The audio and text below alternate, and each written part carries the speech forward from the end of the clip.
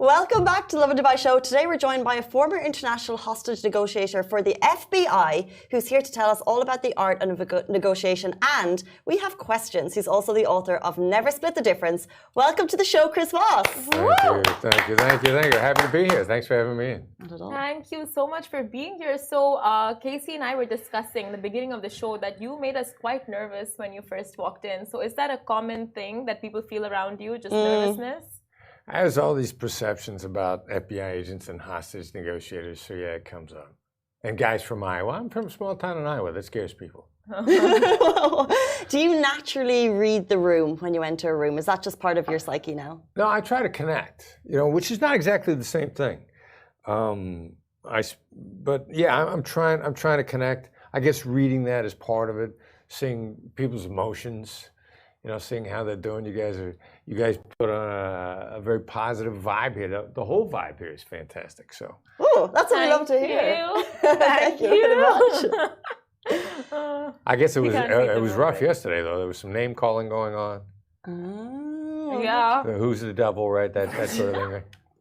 We're not going to get into it on this show. It's a new day. It's a new day. It's interview. In the past. Yeah, Yes. This is not the time to put Sibert on the spot. It's actually the time to put you. No. Who is Chris Voss? For people who are just learning, they haven't read the book, tell us about yourself. All right, so I'm a regular guy. I was an FBI agent. I became the FBI's lead international kidnapping negotiator. And trying to get better at hostage negotiation, I started studying negotiation with Harvard and then taught business negotiation at Harvard.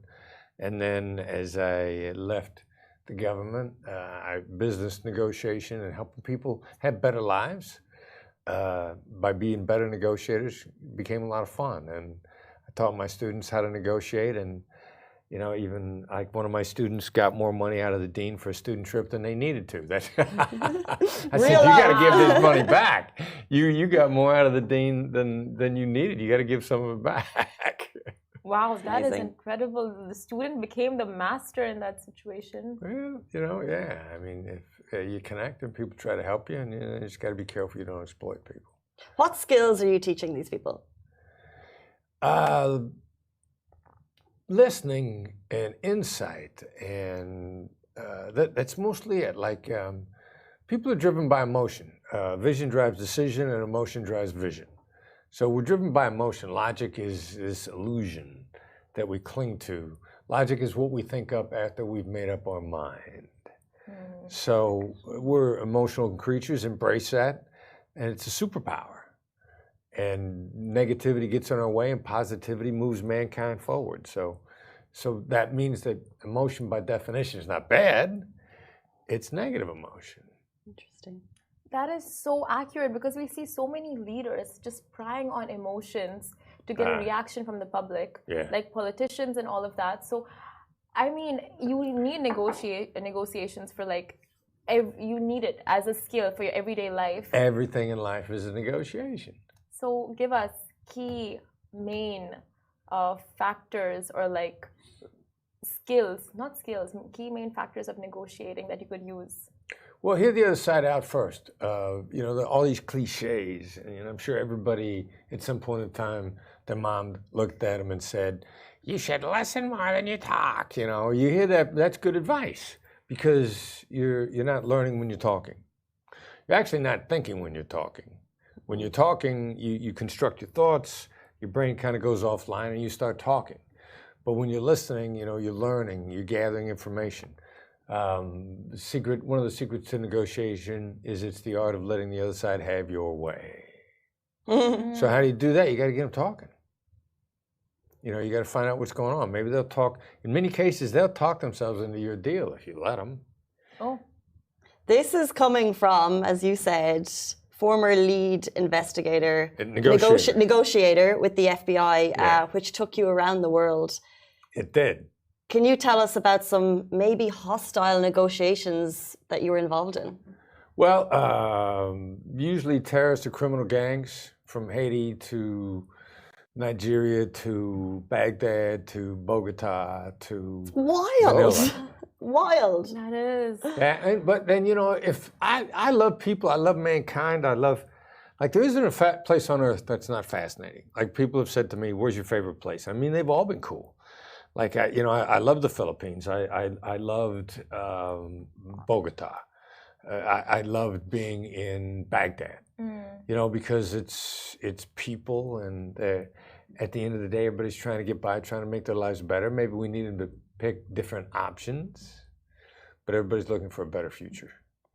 But so let's say, for example, we want to negotiate work, but you're negotiating with terrorists, and these are essentially the bad guys. But you love people, so do you go in with a view of like, this is the bad guy, I need to get this from him, or do you go in, I'm just going to get him talking? I'm going to get him talking. I'm going to connect with him as a human being. I mean, there aren't that many really bad guys. Most of them are driven by circumstances. So if you're kidnapping people in Haiti, there might not be anything else to do. Haiti's a tough place. They got government infrastructure problems there. They've always had infrastructure problems there. How are you going to make a living? How are you going to feed your family? From our perspective, they're doing bad things. From their perspective, what are their choices? So a human being may be in bad circumstances. Let me try to connect with them and see what's going on, and then make the best deal possible. And so it's just connecting with human beings. I mean, I think that probably sounds silly. You've actually explained it in a really easy to comprehend way, because we look at it like a movie situation, bad guys, but you're just saying they're humans, and I just connect with them as humans, I think. Yeah, exactly. So it's like, it's not just good and bad. There's always a gray area. And for you, like, I have to ask... At least 50 shades of it, right? 50 shades of it. At least. Yeah. Boom, sorry. I was a line I had to hit. I had to go there. Yeah. All right. So would you say there are such people as born criminals? Like, is there such a thing, or no one is a born criminal? There are a few. They're damaged. Are they born? Is it nature or nurture? Is it both? It could be both. I don't know that anybody's really born a bad guy. I think they probably start having bad things happen to them, or the coping mechanisms that they go through when they're coming up, which is kind of separating out.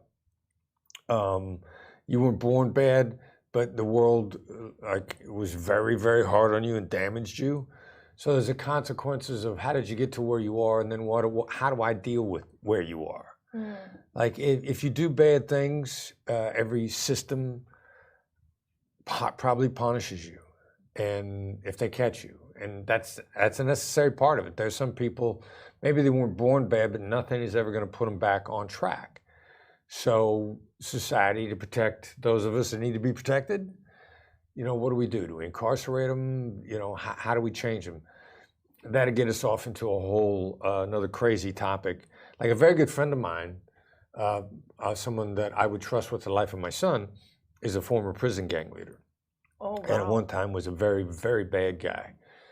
But he had an epiphany while he was in jail. He was actually his name is Andre Norman. He was in a process of planning the murders of 2 people so that he could ascend to the throne. And he realized that I'm the king of nothing. And he also talks about the fact that when he was sitting in his prison cell planning these murders, that God came to him and said, "You're not killing any more people." So he was bad at one point in time, and then is an inspirational human being now. So that's the cool thing about my life, is I get to meet people like that and become friends with them. Your whole life is very cool, I must say. What is the longest time you've spent in an interview with someone, in a negotiation with someone? And what is a black swan? Black swan is something you didn't expect that changes everything. Often seemingly innocuous information. Black swan could also be a habit, a change in your behavior. I like to think that the people that are part of my company, the Black Swan Group, I refer to us as black swans. We do things, subtle things that change people's lives and help them have better lives. Longest negotiation, unfortunate nature of kidnapping by terrorists, that it becomes lucrative, and then they like to build out their business. If it's lucrative, it's a business. In different parts of the world, when they first get into it, kidnappings typically last 7 to 14 to 21 days. Then they get an appetite for the money. And then in Colombia, I worked one case that lasted 6 years. Wow. One person you're trying to... There were 3 Americans that were held in Colombia for a period of time of over 6 years when they were rescued. Colombian military had this phenomenal rescue. There were actually other hostages with them that had been held longer. Wow. So it gets a little crazy. It's a business. So for your job, there's a lot of psychology involved. And then, of course, these skills that you've picked up in university and then throughout your career. So how would you say it's like dealing with those with extremist mindsets? Well, it's applied people smarts. I've always steered clear of psychology and the concepts of psychology. Like if you had a psychology convention, none of the psychologists would agree. So like how do you lay down a set of rules when the people that are in the industry can't come up with a set of rules?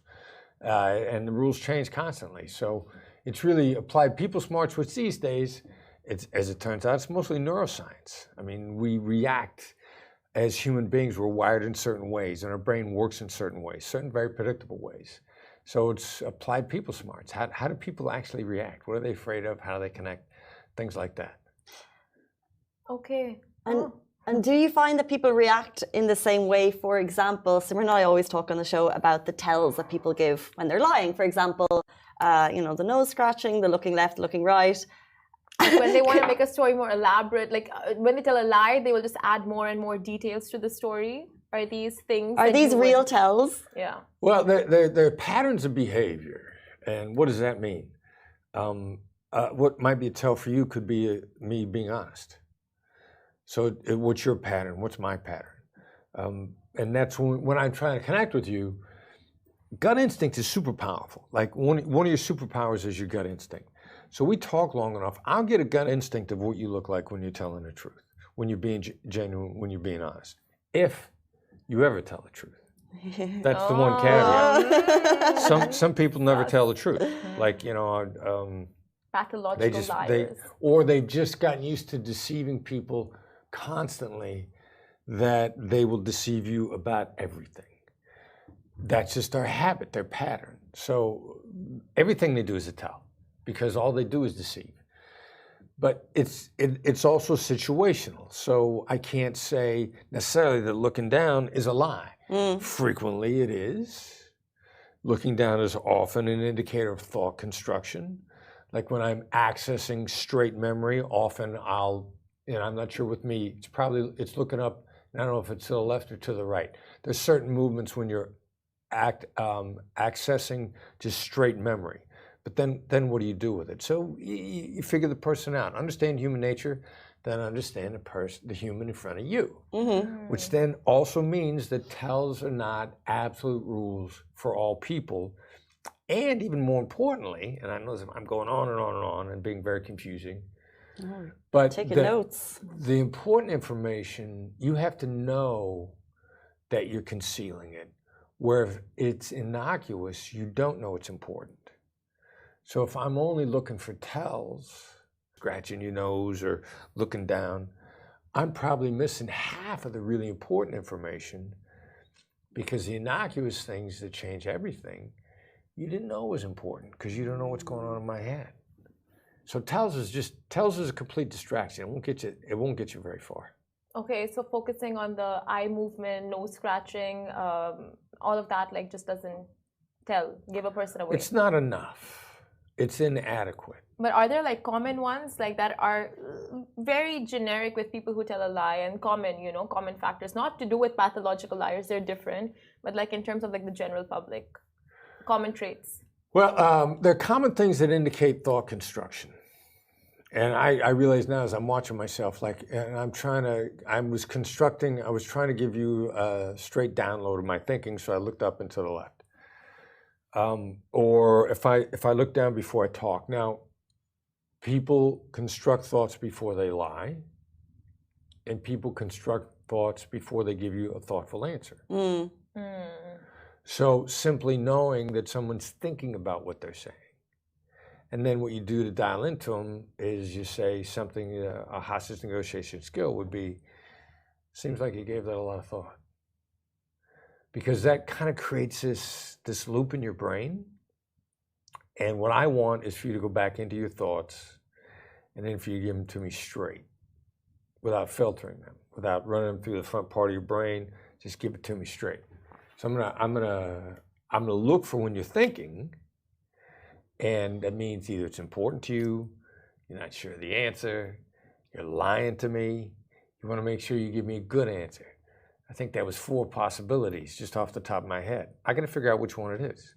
If I assume that you're lying, when you're actually being really honest with me and want to make sure you give it to me clearly, then now I've insulted you. Mm-hmm. We are going to put this to the test very, very shortly, but just very quickly, before we do, for anyone watching, we're talking terrorist negotiation. How can this be transferred to real life? Where should we be negotiating more? Where are we not negotiating enough?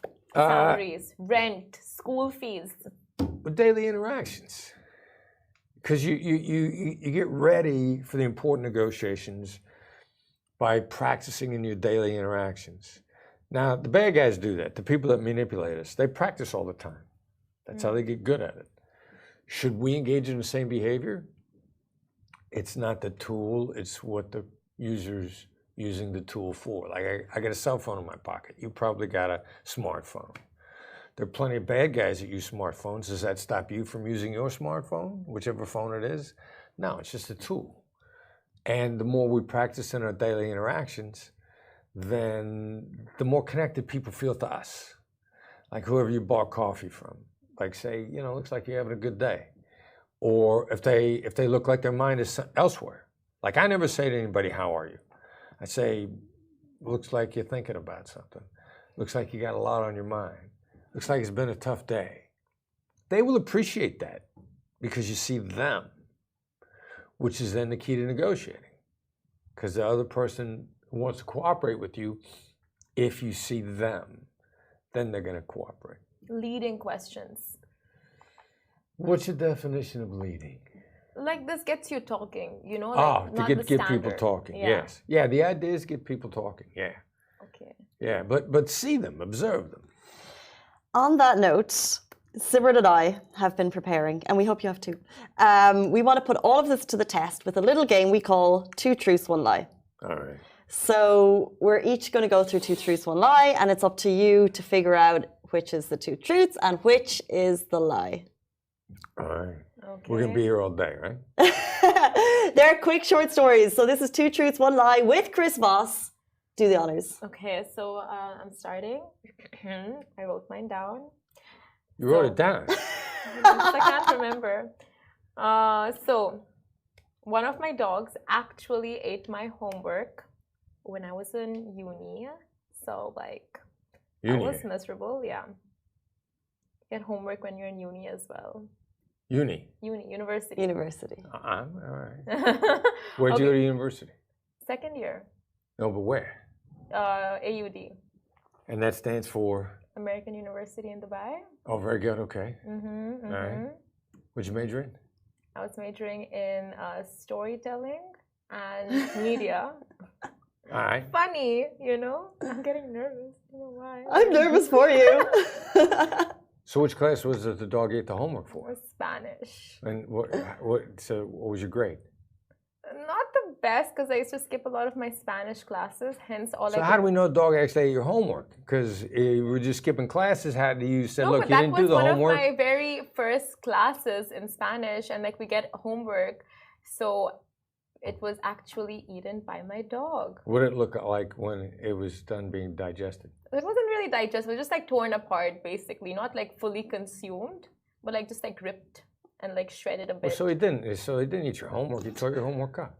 Yeah, but same, So you made this up already? It's like a metaphor situation. All right. Like a metaphor situation. It was destroyed by my dog. Okay. Okay. What's your dog's name? Huh? What was your dog's name? Bon Bon. Bon Bon? What kind of dog was Bon Bon? That's an actual name.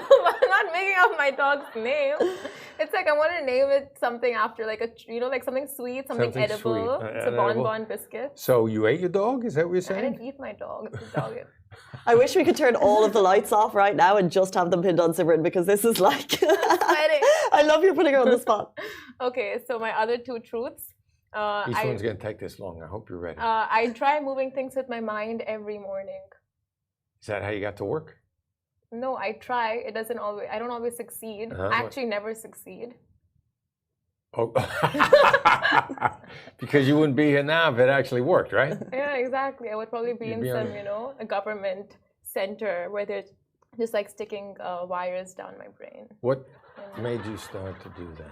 What made me start? Just the belief that I could do anything. So like, why not have a superpower where I could, but like, I don't have to be lazy because I'm very lazy. So if I had the power to move stuff with my mind, like I could just easily, So I practice it every morning. Where'd you get the idea?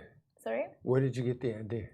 Where did I get what? Yeah, how did that get in your head? How to get in my head that I can practice this? Because I've heard of people who can actually do this for meditation. So I don't meditate, but I just practice it because one day, eventually, I feel like I can increase. Have you seen the movie Lucy? Scarlett Johansson. Yeah. So it's like you only use a percentage of your brain, but if you use a higher percentage of your brain, then you can do so much more with it. Okay. Okay, so the third one. I manifested getting bullied as a kid so I could write a song on it. You manifested getting bullied as a kid. How do you manifest getting bullied? What? I always just, like tell my mom that I want to get bullied so I could, like write a song about it. Because you hear people, like creatives, their lives were really impacted. Hence, they, the creatives came out. The creative juices started flowing. And so, what was the song? Well, I wrote something. What was it? I don't remember. And I was like, wait a minute. How could you manifest and then you what? It's like a song about life, like how it's not always that easy, and how girls are mean. That's it. Yeah. Yeah. So, what story did you tell yourself in your head about getting bullied? No, I mean, like, it actually happened that I did manifest it for myself. And I wasn't really the happiest when it actually truly manifested. All right, dog didn't eat your homework. That's what I'm going with. He's good. Is that right? Yeah, it's right. I thought that was actually What? Wow! I could have sworn it was going to be the other one. I thought the third one. How? Tell. Just sort of my gut. I mean, the second two connected more. They're connected. There are underlying themes that connect with those two things, which is a little bit of self-actualization. I mean, you mentioned Lucy, Scarlett Johansson thing, sort of a mental thing. The second thing was a mental thing. The two were connected. I think, my read is there's a certain spirituality to you.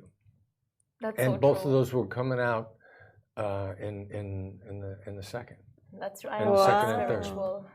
Anyway, that's amazing. You are a pro. I mean, hands down. You've cracked Simran Gupta. What can't you do? Now it's time for this blonde. I got to do this again. You guys are wearing me out. Okay. When I was younger, I took a bath. I was like 3 or 4, and my mum went to take a phone call, and there was lots of different shampoos, and there was a lice shampoo, and I picked it up shampoo. And I drank it. Yeah. Okay. And what? Your mom?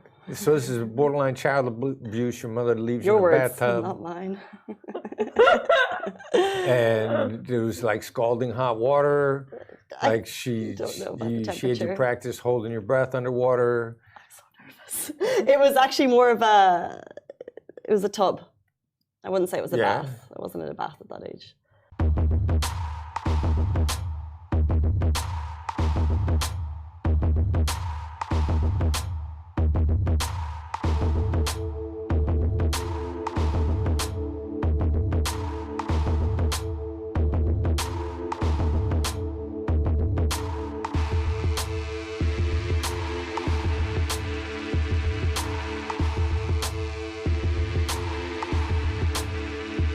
Accent, right? Southern Ireland. Yeah.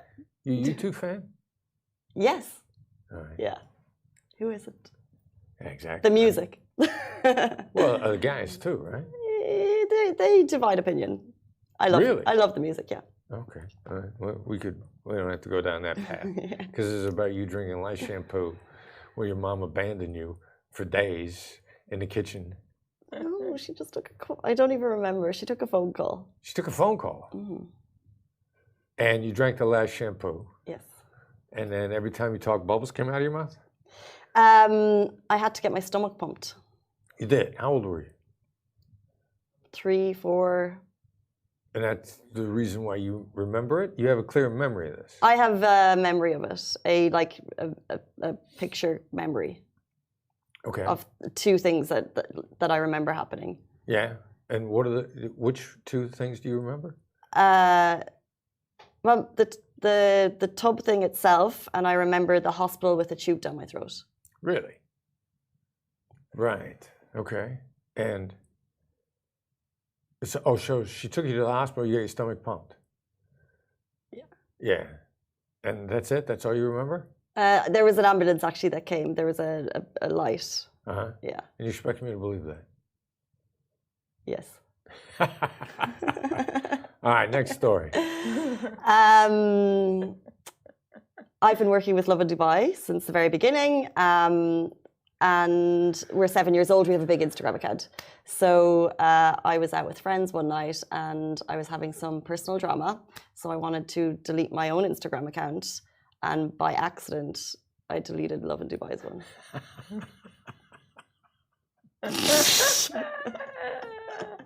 And? You were drinking? Drinking tea and 7-Up, yeah. Tea and 7-Up? Tea and 7-Up.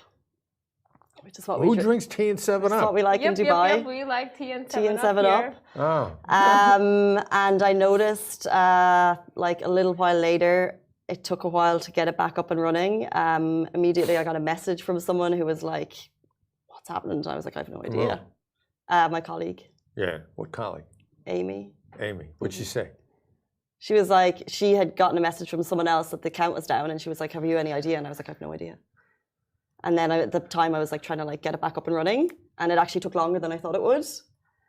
But it got back up in like maybe 30 minutes, 40 minutes. Yeah. Still stressed thinking about it. Yeah. Okay. No more questions? Amy called you, said, stop drinking tea and lemonade or whatever it was, 7-Up and lemonade. I don't think she knew. No, she didn't know. She was just like, why? Because I would be the person that you would check with, like, what's happened? Right. You know, everyone's freaking out. Well, so she was like, what's happened? And I'm like, I don't know. And this was in the afternoon? No, it was like a nighttime. It was a weekend evening. A weekend evening? Mm-hmm. So you're out partying, drinking. I was at a house. What? I was at a friend's gathering in a house. A house? Mm-hmm. I thought you said you went out in a restaurant. No, I was at a house party. Okay. So you and whose friend? Which friend? Which friend's house was it? Yeah. Like my old workmate, someone I used to work with when I was a teacher. Okay. How long had you known this person? Man or woman? A woman, 6 years. Yeah, and this is the same girl that discovered that the Instagram account was down. No, this is a girl I used to work with. That was her house, and it was a colleague who messaged me, being like, the Instagram account's down. Okay. Why did you want to delete your own Instagram? It's a personal thing. Little drama, some things were being revealed, and I just wanted to soothe the situation. So I just wanted to remove the account. Over dramatic, this one is. Yeah. Did you ever restore the account? Yeah, quite soon. I was just being dramatic. It was just one of those nights, huh? Yeah. All right. Okay. Okay, and my final one. I decided I have one tattoo. I decided I didn't want any more. However, my friend and I were traveling, and someone said, "Why not?" And we were like, "That's a funny tattoo. Let's get why not tattooed on ourselves." That's the story? So I have a tattoo that says "Why not." Show it to me. It's in a place you can't see. I'll prove it. Why not? In a place you can't see? Yeah, because I decided I didn't want another one, so I got it in a concealed place. What's the first one? Paw prints of my 2 dog paw prints. Yeah, I know. I was young. Don't do it when you're young, folks. And is there anything special about the why not? It was funny at the time. It's still kind of funny. Is it just like the letter Y and then KNOT? No, it's a very nice, like, classic scroll. Why not? And how did you decide the classic scroll? Is it big? Is it little? It's a little. It's a little scroll. What was the question? So what caused you to? I'm trying to vision this, and you didn't spell it in any unique way phonetically. WHYNOT ? Yeah, and so you and your friend were out, decided to get tattoos that said "Why not?" She got it on her wrist. I got it on the bottom of my foot. On the bottom of your foot. Oh, show it to me. No, I'm wearing no. Her feet's always dirty. Yeah. She knows. Yeah. Okay, time's up. Tick, tick, 1. Yeah, tick, tick, 2. I think the middle one to me, just gut instinct. I'm not 1,000% sure on either of them, so I'm just guessing the middle one. Yeah, he's right. I never deleted the Lovin Dubai Instagram account. I thought I had you. I really did. Anything else? Sir, are a genius. Genius Network. Look at that, huh? Wow. Did he predict us saying that as well? Mind games. Was there any other tells? I'm not looking for tells. Or was there anything just gut instinct? Well, it was gut instinct, just wild guess, which in many cases is really accurate. And so sort of mankind's struggle all the time is, do we listen to our gut or do we listen to our fears? And, we're imagining things in our head. I mean, that in negotiation or even when I'm trying to connect with you, one of the things that we talk about now in my company, the Black Swan Group, is, there's 2 voices you could listen to. Your amygdala, which is your fears. Oh, this is going to go bad. I'm worried about this. They're angry with me. I imagine myself getting angry. That's your amygdala, which is a great survival mechanism, but it's a very poor success mechanism. Difference between surviving and succeeding. 2 completely different thought patterns. And we wake up in survival mode, which is largely negative. We inherited it from the cavemen. The optimistic caveman got eaten.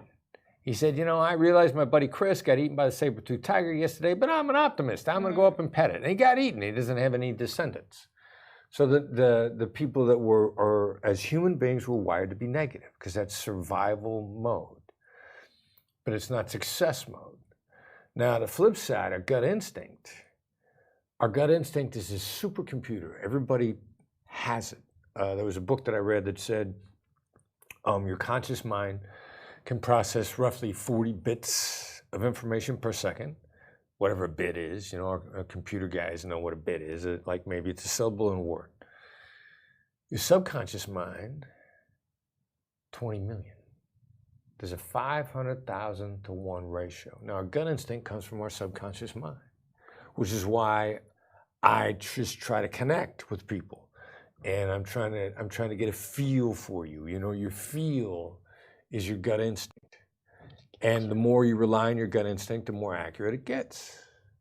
And then you forgive yourself for making mistakes because it's impossible to be right all the time.